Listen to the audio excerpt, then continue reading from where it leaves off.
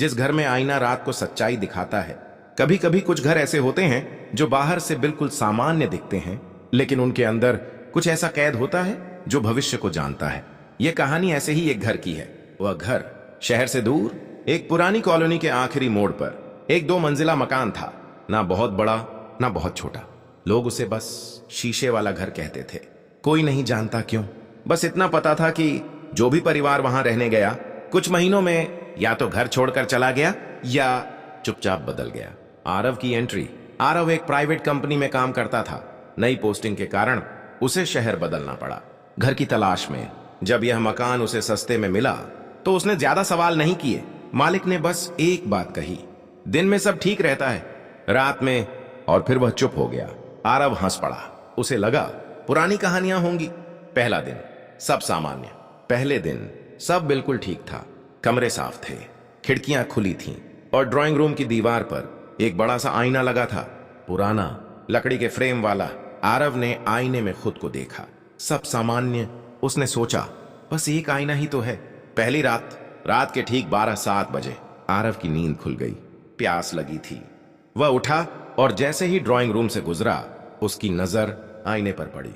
आईने में वह खुद नहीं दिख रहा था। वहां वह कमरा दिख रहा था जो अभी खाली था, लेकिन उस कमरे के बीचों बीच एक कुर्सी रखी थी और उस कुर्सी पर कोई बैठा था। आरव ने पीछे मुड़कर देखा, कमरा खाली था। फिर आईने की तरफ देखा, अब भी वह आकृति वहां थी। धीरे धीरे उसने सिर उठाया और सीधे आईने के बाहर देखने लगी। आरव का गला सूख गया। उसी पल आईना सामान्य हो गया। उसमें आरव का चेहरा दिखने लगा। अगली सुबह आरव ने खुद को समझाया शायद सपना था, लेकिन एक बात ने उसका दिमाग नहीं छोड़ा। आईने में जो कुर्सी दिखी थी वह घर में कहीं भी नहीं थी। दूसरी रात, सच्चाई की झलक। दूसरी रात आरव जानबूझकर आईने के सामने बैठा। घड़ी देखी, 11:59 12:01। आईने में हल्का सा धुंधलापन आया और फिर आईने में आरव खुद बैठा था, लेकिन उसके माथे पर खून की लकीर थी। उसके पीछे वही कुर्सी थी और उस पर कोई और बैठा था। आईने में दिख रहा आरव धीरे से बोला, भाग जाओ। अभी भी वक्त है। आरव कुर्सी से गिर पड़ा। आईना फिर सामान्य हो गया। यहां रिटेंशन लाइन, प्रोफेशनल। अगर आपको अभी लग रहा है कि यह बस एक भ्रम है तो जरा रुकिए, क्योंकि जो आईना दिखा रहा है वह हुआ नहीं है, होने वाला है। पहला संकेत। अगले दिन आरव के ऑफिस से फोन आया, आज मत आइए, एक छोटा सा हादसा हुआ है। आरव को अचानक आईने वाला दृश्य याद आ गया। माथे की चोट, उसके हाथ कांपने लगे। भाग 1 का अंत। रात होते ही आरव फिर आईने के सामने खड़ा था। आज वह डर रहा था। आईने में फिर धुंध छाई। इस बार आईने में पूरा घर दिख रहा था, टूटा हुआ, अंधेरे से भरा, और दीवार पर एक लाइन खून से लिखी थी, सच्चाई देखने की कीमत चुकानी पड़ती है। आईने के बाहर आरव अकेला था, लेकिन आईने के अंदर वह मर चुका था। यह था भाग 1। अगले भाग में आईना भविष्य क्यों दिखाता है? उस कुर्सी पर कौन बैठा है? क्या आईने में दिखा मौत का सीन बदला जा सकता है? जिस घर में आईना रात को सच्चाई दिखाता है। भाग 2। उस रात आरव देर तक सो नहीं पाया। आईने में लिखा वाक्य बार बार उसकी आंखों के सामने आ रहा था, सच्चाई देखने की कीमत चुकानी पड़ती है। कमरा शांत था, लेकिन शांति के नीचे कुछ सरक रहा था, जैसे घर उसे देख रहा हो। सुबह की घटना। सुबह ऑफिस से फिर फोन आया। इस बार आवाज घबराई हुई थी, आरव आज भी मत आइए, कल जो हादसा हुआ था वो थोड़ा बड़ा हो गया है। आरव ने पूछा, किसे चोट लगी? कुछ पल चुप्पी रही, फिर जवाब आया, आपको। आरव का फोन हाथ से छूटते छूटते बचा। मुझे? मैं तो बिल्कुल ठीक हूं। उधर से कहा गया, आज सुबह पार्किंग में आपकी बाइक गिरी हुई मिली है और पास में खून। कॉल कट गई। आरव धीरे धीरे ड्राइंग रूम की तरफ मुड़ा। आईना अब भी बिल्कुल सामान्य था, लेकिन आरव जानता था यह सामान्य नहीं है। आईने से सवाल। उस रात आरव ने पहली बार आईने से बात की। वह उसके सामने खड़ा हुआ। तू कौन है और मुझे यह सब क्यों दिखा रहा है? आईने में कुछ देर तक कुछ नहीं हुआ, फिर हल्का सा धुंधलापन आया। आईने में घर का पुराना रूप दिखा, वही कमरा लेकिन नया। दीवारों पर रंग था, खिड़कियों में रोशनी, और आईने के सामने एक और आदमी खड़ा था, आरव जैसा ही, लेकिन उसकी आंखों में डर था। आईने के अंदर वाला आदमी बोला, मैं भी यही सवाल पूछता था, पिछला रहने वाला। आरव को समझ आ गया, ये वही इंसान है जो पहले इस घर में रहता था। तुम कौन हो? आरव ने पूछा। आईने के अंदर से आवाज आई, मेरा नाम विवेक था और मैं भी यही सोचता था कि भविष्य देखा जा सकता है। क्या हुआ तुम्हारे साथ? आईने में दिख रहे विवेक ने अपना चेहरा झुका लिया। मैंने हर चेतावनी को चुनौती समझ लिया। मैंने सोचा अगर भविष्य दिखता है तो बदला भी जा सकता है। उसने आईने की तरफ देखा, लेकिन आईना सिर्फ दिखाता नहीं है, वो रास्ता भी बनाता है। कुर्सी का सच। आरव को अचानक वही कुर्सी याद आ गई जो हर बार आईने में दिखती थी। वो कुर्सी, उस पर कौन बैठता है? आईने के अंदर कमरा अंधेरा हो गया। फिर धीरे धीरे एक परछाई उभरी। वह कुर्सी पर बैठी थी, बिल्कुल सीधी। विवेक की आवाज कांप गई। वो समय है जो बैठकर इंतजार करता है कि तुम कब उसे देख लो। Retention line, professional. अगर आपको अभी लग रहा है कि कहानी समझ में आ रही है तो जरा रुकिए, वीडियो मत छोड़िए, क्योंकि अभी आईने का असली नियम सामने नहीं आया है। नियम जो नहीं बताया गया। विवेक बोला, आईना सिर्फ रात 12 से 3 बजे तक सच दिखाता है, लेकिन एक नियम है जो मकान मालिक कभी नहीं बताता। आरव ने पूछा, कौन सा नियम? जो इंसान आईने में अपनी मौत 3 बार देख ले वह मरता नहीं है। आरव ने राहत की सांस ली, लेकिन विवेक ने वाक्य पूरा किया, वह आईने का हिस्सा बन जाता है। आईने के अंदर विवेक का चेहरा धीरे धीरे फीका होने लगा। अब अगला तुम हो। तीसरी झलक। उसी रात 12:32 बजे आईना फिर धुंधलाया। इस बार आईने में आरव का घर नहीं था, वह अस्पताल में था, बिस्तर पर लेटा हुआ। चारों तरफ मशीनें और शीशे के उस पार वही कुर्सी। लेकिन आज कुर्सी खाली नहीं थी, उस पर आरव खुद बैठा था, मुस्कुराता हुआ। आईने वाला आरव बोला, अब तुम समझ गए हो ना सच्चाई क्यों डरावनी होती है। आईना तेज आवाज के साथ फटने जैसा लगा। आरव पीछे गिर पड़ा। भाग 2 का अंत। जब आरव उठा, आईना सही सलामत था, लेकिन उसके फ्रेम पर एक नई दरार थी, और उस दरार के अंदर किसी की आंख उसे देख रही थी। घर ने उसे स्वीकार कर लिया था। अब आईना उसे सिर्फ भविष्य नहीं दिखा रहा था, वह उसे तैयार कर रहा था। अगले भाग में आईने का अंतिम नियम, क्या भविष्य बदला जा सकता है, और कुर्सी पर बैठने का असली मतलब। भाग 3। दरार के अंदर दिख रही वह आंख आरव की आंख से आंख मिलाए हुए थी। न पलक झपकती, न हिलती, बस देखती रहती। आरव पीछे हटा, उसका पैर सोफे से टकराया और वह लड़खड़ा कर गिर पड़ा। उसी पल आईने की दरार बंद हो गई। सब कुछ फिर सामान्य। लेकिन आरव जानता था अब कुछ भी सामान्य नहीं रहा। घर का बदलना। उस दिन के बाद घर का व्यवहार बदलने लगा। दरवाजे खुद ब खुद बंद हो जाते, खिड़कियों से हवा नहीं फुसफुसाहट आती, और आईना दिन में भी हल्का सा धुंधला रहने लगा, जैसे वह रात का इंतजार कर रहा हो। पड़ोसी की चेतावनी। शाम को आरव बाहर निकला।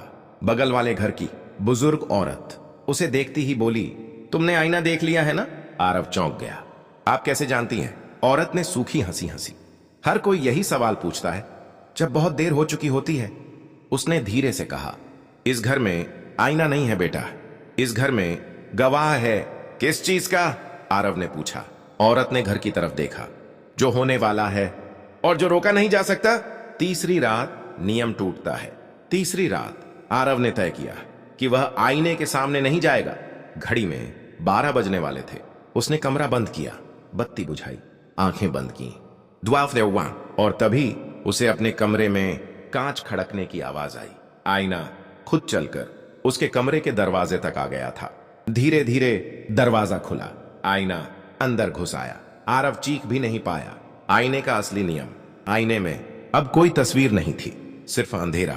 फिर अंधेरे से आवाज आई, तू मुझे देख नहीं रहा था, इसलिए मैं खुद आ गया। आरव की सांसें तेज हो गईं। तुम क्या हो? आईने की सतह में लहरें उठी। मैं सच हूं जो हर इंसान देखना चाहता है लेकिन सह नहीं पाता।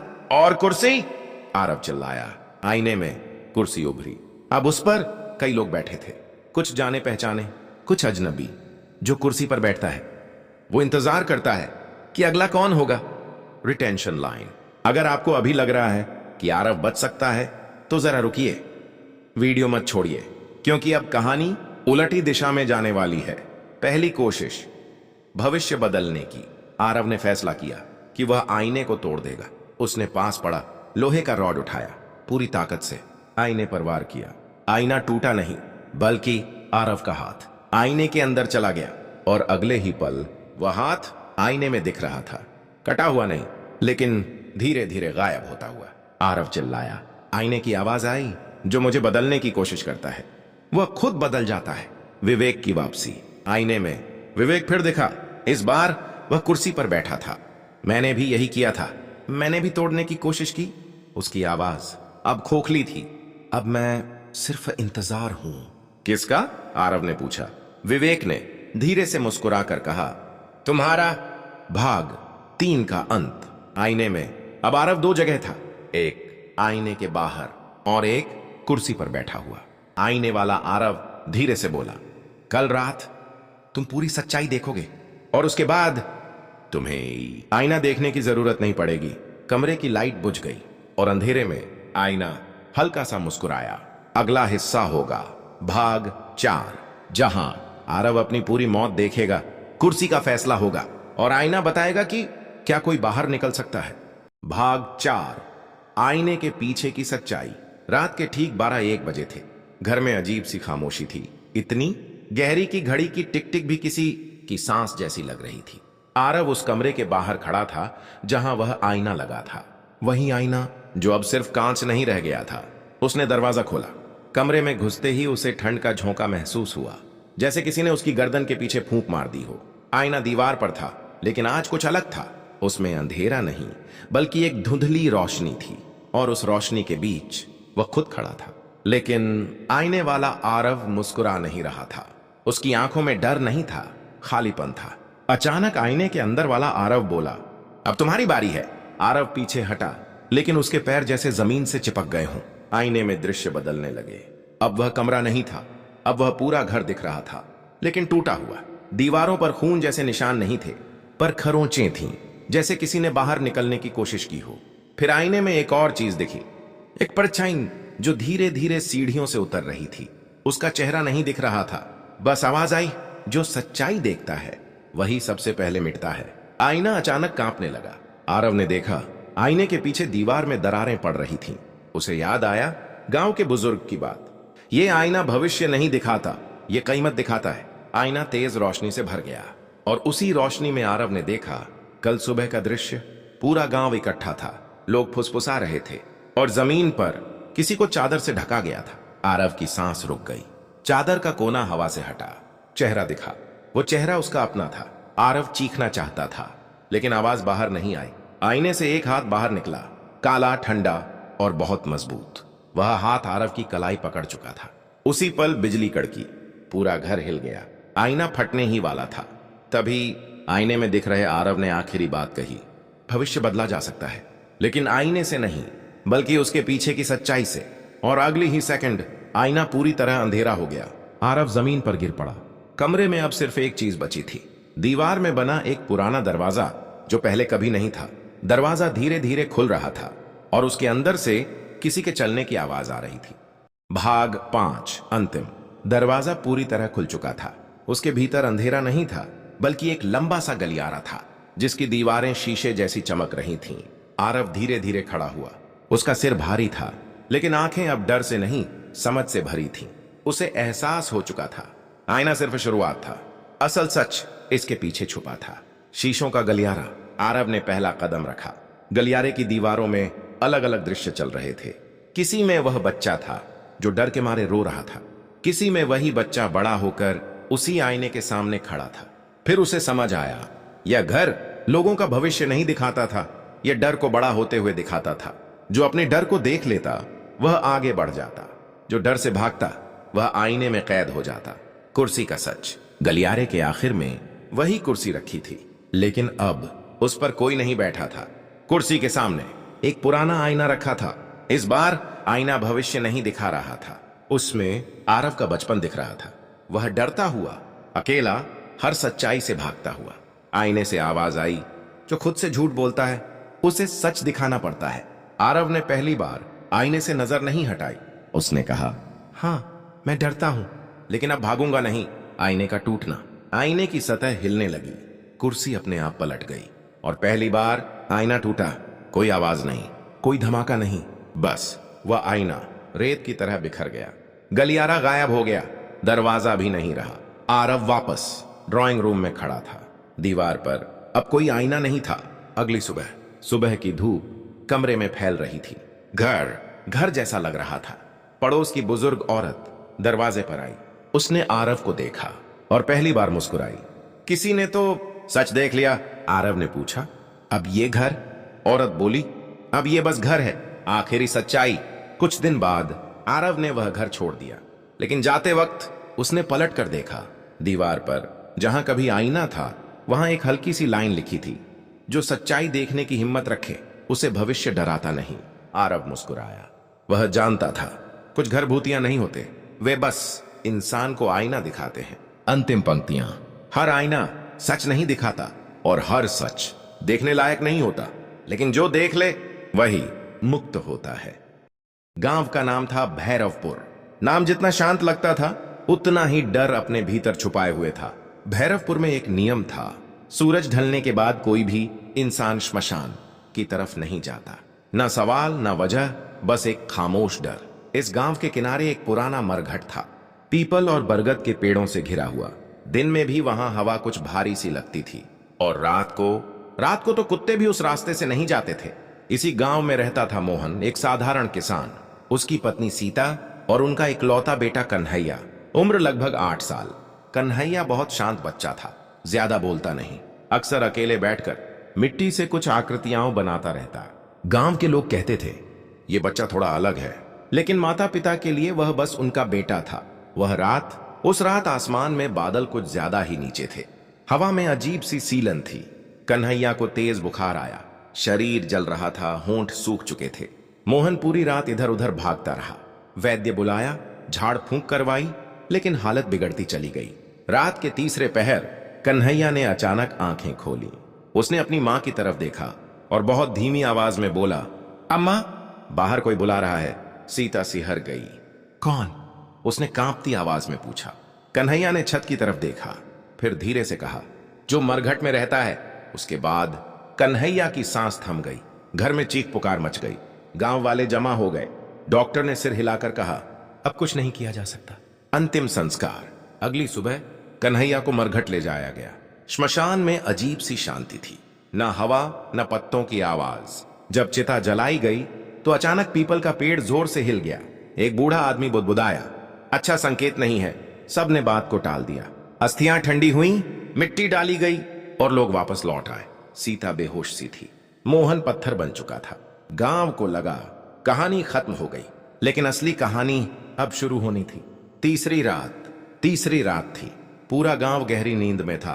तभी मोहन के घर के दरवाजे पर ठक ठक ठक। मोहन की नींद टूट गई। घड़ी देखी, रात के 2:11 बजे। फिर से आवाज आई, ठक ठक। सीता ने डरते हुए कहा, इतनी रात को कौन होगा? मोहन ने कांपते हाथों से दरवाजा खोला, और जो उसने देखा उसकी सांस अटक गई। दरवाजे पर कन्हैया खड़ा था।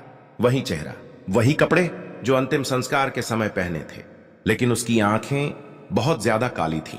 कन्हैया ने धीरे से कहा, बाबा, दरवाजा बंद मत करना, वहां बहुत अंधेरा है। सीता चीख पड़ी और बेहोश हो गई। मोहन का दिमाग सुन्न था।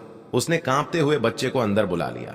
दरवाजा बंद हुआ और उसी पल घर के बाहर से किसी ने फुसफुसाकर कहा, जो लौट आया है वो तुम्हारा नहीं है। भाग 2। दरवाजा बंद होते ही घर के अंदर एक अजीब सी ठंड फैल गई, जैसे किसी ने अचानक हवा खींच ली हो। मोहन ने कांपती आवाज में कहा, कन्हैया, तू सच में मेरा बेटा है ना? कन्हैया ने कोई जवाब नहीं दिया। वह बस घर के अंदर चारों तरफ देख रहा था। दीवारें, छत, कोना, जैसे वह पहली बार यह घर देख रहा हो।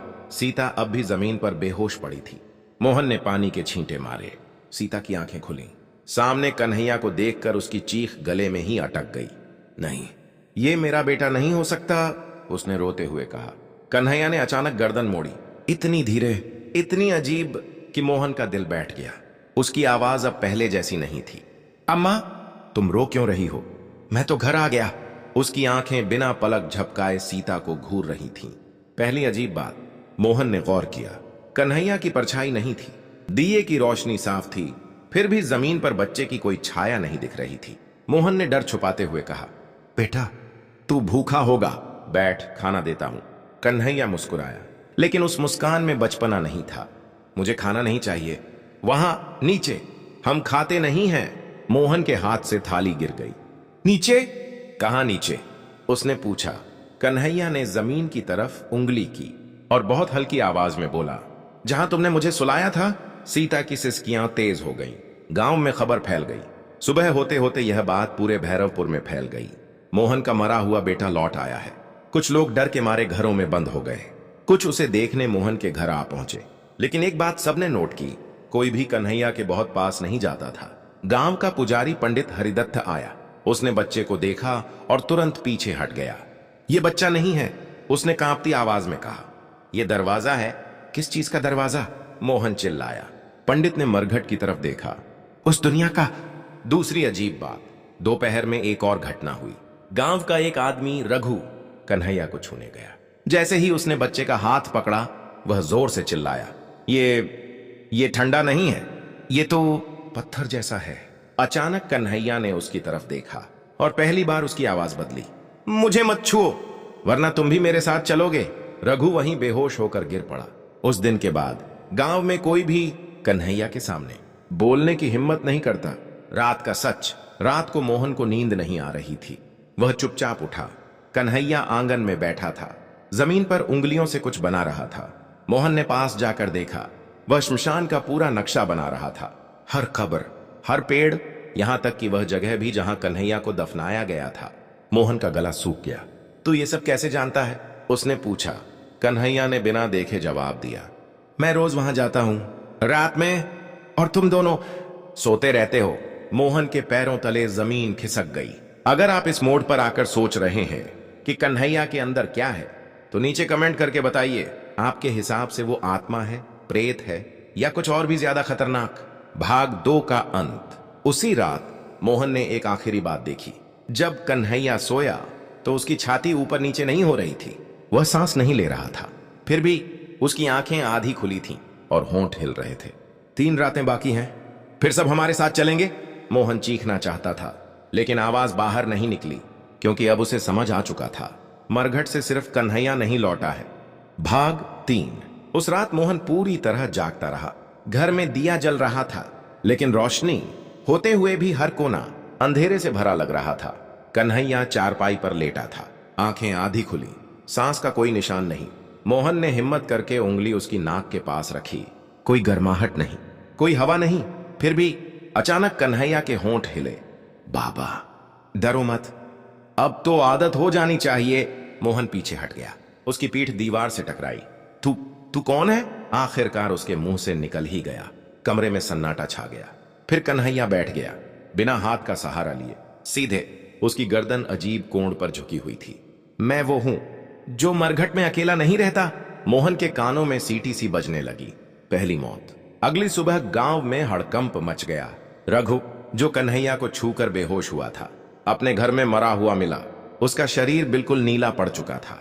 आंखें खुली थीं और चेहरे पर डर नहीं था, बल्कि हैरानी थी, जैसे उसने मरते वक्त कुछ ऐसा देखा हो जिस पर उसे यकीन ही न हुआ हो।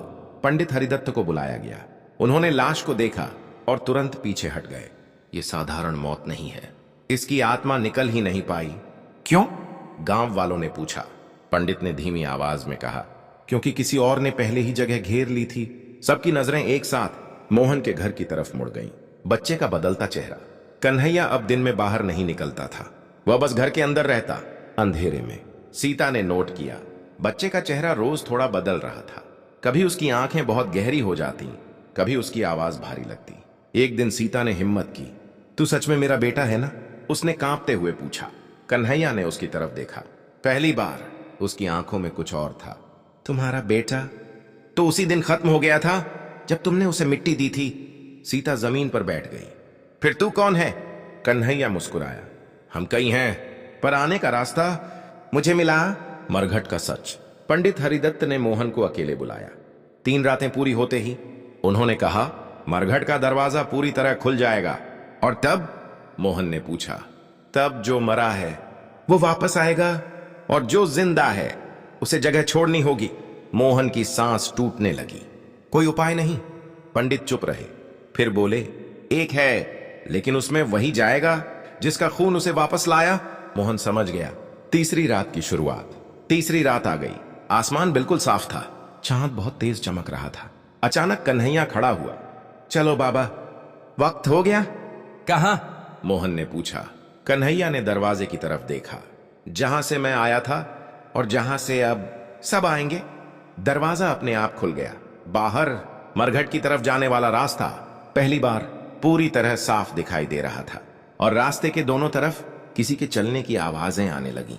मोहन ने महसूस किया गांव अब सो नहीं रहा था, गांव सुन रहा था। भाग 3 का अंत। जब मोहन ने आखिरी बार पीछे मुड़कर देखा तो उसने पाया सीता दरवाजे पर खड़ी थी, बिल्कुल शांत। उसकी आंखें भी अब काली हो चुकी थीं और उसके होंठों से बस एक वाक्य निकला, अब वापसी नहीं है। मरघट से आने वालों की पहली आहट गांव में गूंज चुकी थी। भाग 4। मरघट की तरफ जाता रास्ता अब रास्ता नहीं रहा था, वह किसी और ही दुनिया का गलियारा लग रहा था। चांद की रोशनी में पीपल और बरगद के पेड़ ऐसे खड़े थे जैसे किसी अंतिम फैसले के गवाह हों। मोहन आगे आगे चल रहा था, पीछे कन्हैया और सबसे पीछे सीता। लेकिन सीता अब वैसी नहीं थी, उसके कदम जमीन पर नहीं पड़ रहे थे, वह बस सरक रही थी। मोहन ने पलटकर देखना चाहा, लेकिन कन्हैया की आवाज आई, पीछे मत देखो बाबा, जो देख लिया वो लौटकर नहीं आता। मरघट का द्वार। श्मशान के पास पहुंचते ही हवा एकदम रुक गई। न आग जल रही थी, न पत्ते हिल रहे थे। बीचों बीच वही जगह थी जहां कन्हैया को दफनाया गया था। अब वहां मिट्टी फटी हुई थी, जैसे जमीन अंदर से खुल रही हो। कन्हैया आगे बढ़ा, उसकी आवाज अब बच्चे जैसी नहीं रही। 3 रातों तक हमने रास्ता बनाया, अब बारी है दरवाजा खोलने की। अचानक चारों तरफ से फुसफुसाहटें आने लगीं, कई आवाजें, कई नाम। मोहन के कानों में मरे हुए गांव वालों के नाम गूंजने लगे। सच का खुलासा, पंडित हरिदत्त अचानक सामने आए। उनका चेहरा पीला पड़ चुका था। रुको, उन्होंने चिल्लाकर कहा। कन्हैया मुस्कुराया, अब बहुत देर हो चुकी है। पंडित ने कांपते हाथों से जमीन पर एक रेखा खींची। ये बच्चा अब शरीर नहीं है, ये एक द्वार है। मरघट में जो आत्माएं अधूरी मरी थीं, जो कभी विदा नहीं हो पाई, वे इसी के जरिए लौटेंगी। मोहन गिर पड़ा। मेरे बेटे को क्यों? पंडित की आवाज टूट गई। क्योंकि वो मरते वक्त भी डर नहीं रहा था, और जो डर के बिना मरता है वो रास्ता बन जाता है। पहली आत्मा। जमीन के अंदर से एक हाथ बाहर निकला, फिर दूसरा, फिर एक चेहरा गांव का ही था, पुराना, पहचाना हुआ। एक एक करके कब्रें हिलने लगीं। श्मशान अब श्मशान नहीं रहा, वह जाग चुका था। इसी बीच कन्हैया ने मोहन की तरफ देखा। उसकी आंखों में एक पल के लिए कुछ और दिखा। बाबा, अगर अब भी कुछ करना है तो अभी। अगर आपको ऐसी रोंगटे खड़े कर देने वाली, सच्ची लगने वाली डरावनी कहानियां पसंद हैं तो हमारे चैनल को सब्सक्राइब करें, ताकि आने वाला आखिरी हिस्सा आप मिस न करें। बलिदान का समय। पंडित ने मोहन को देखा। दरवाजा बंद करने के लिए जिस खून से यह खुला है, उसी को इसे बंद करना होगा।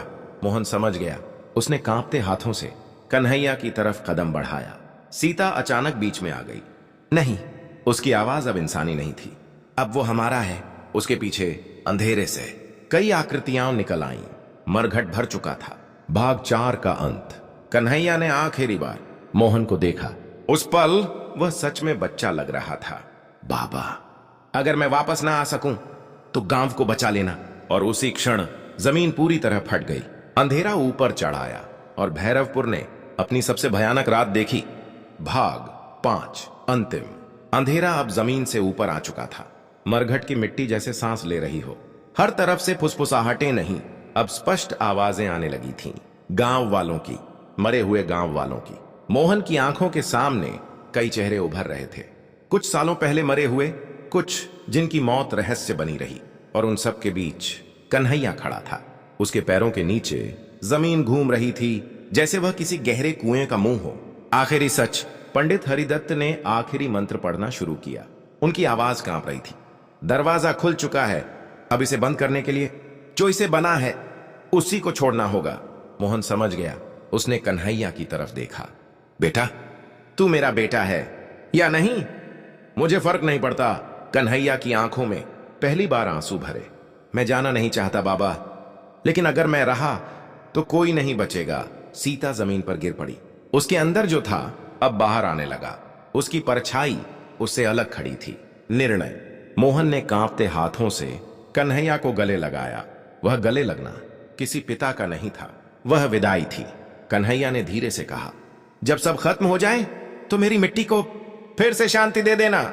मोहन ने आंखें बंद कर लीं। पंडित ने जोर से अंतिम मंत्र बोला और उसी पल कन्हैया ने खुद जमीन के भीतर कदम रख दिया। मरघट का बंद होना, धरती जोर से हिली, हवा चीखी और फिर सब कुछ शांत। कब्रें अपनी जगह लौट आईं, फुसफुसाहटें थम गईं, अंधेरा जैसे पीछे हट गया हो। सीता बेहोश पड़ी थी। अब उसकी आंखें सामान्य थीं, परछाई वापस आ चुकी थी। मरघट फिर से मरघट बन चुका था, लेकिन कन्हैया वह कहीं नहीं था। बाद की जिंदगी, भैरवपुर बदल गया। अब कोई मरघट के पास नहीं जाता, लेकिन डर की वजह से नहीं, सम्मान की वजह से। मोहन हर अमावस को वहां दिया जलाने जाता है। वह किसी से बात नहीं करता, बस मिट्टी को देखता है।